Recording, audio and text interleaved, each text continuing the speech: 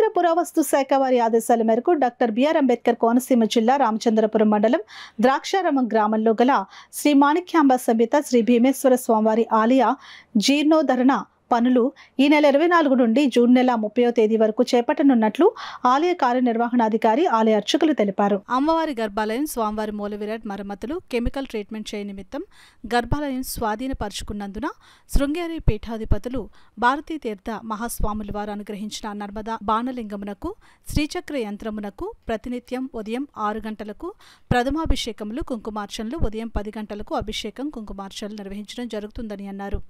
అలాగే వారి చేతులతో ప్రసాదించినటువంటి శ్రీచక్రానికి అమ్మవారి కుంకుమార్చనలు నిర్వహించేలాగా కూడా అన్ని ఏర్పాట్లు చేసి ఉన్నాము. స్వామివారికి జరిగేటటువంటి కైంకర్యాలు కానీ, ఆర్జిత సేవలు కానీ, త్రికాలార్చనలు కానీ, నివేదనలు కానీ ఏవి కూడా ఈ 3 నెలల వ్యవధిలో కూడా ఎక్కడ ఆపబడరు. అలాగే స్వామి భక్తులు బయట నుంచి వచ్చి చేసుకునేటటువంటి కార్యక్రమాలు అంటే జపాలు కానీ, శాంతులు కానీ, ప్రతిష్టలు కానీ ఏవైనా కూడా అన్నీ యథావిధిగా జరుపుకోవచ్చు. ఈ జరుపుకునేటటువంటి కార్యక్రమాలన్నీ కూడా దేవాలయం లోపల కాకుండా బయట అనుమతిస్తారు. లోపల వీళ్ళంతా హ్యాండ్ ఓవర్ చేసుకోవడం వల్లని. కాబట్టి ఈ 2 పర్యాయాలు జరిగేటటువంటి అభిషేకాల్లో భాగంగా 2వ పర్యాయం ప్రత్యక్షంగాను పరోక్షంగాను కూడా సేవ ఉంటుంది. అది ఈ అభిషేకాలు అనేవి పూర్తిగా కూడా దేవస్థానం వైదిక బృందం చేత, అర్చక స్వాముల చేత మాత్రమే జరపబడతాయి. ఏ విధంగానూ కూడా ఎక్కడా కూడా ఏ ఆర్జిత సేవలో కూడా నిలిపివేయబడవు. ఎప్పుడు దేవాలయానికి వారికి అప్పచెప్పాలి ఏంటనేది నిర్ణయించి వారికి తెలియజేశాం.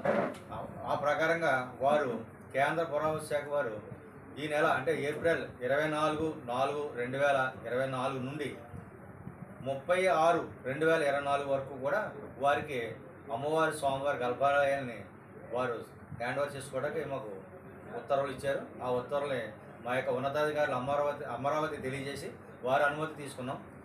ఆ ప్రకారంగా దేవాలయాన్ని 24/4/2024 నుంచి 30/6/2024 వరకు కూడా వారికి అప్పగించడానికి మా యొక్క వైదిక కమిటీ అలాగే మా వంశపారంపర్య అర్చకులు అందరూ కూడా నిర్ణయం తీసుకున్నాం.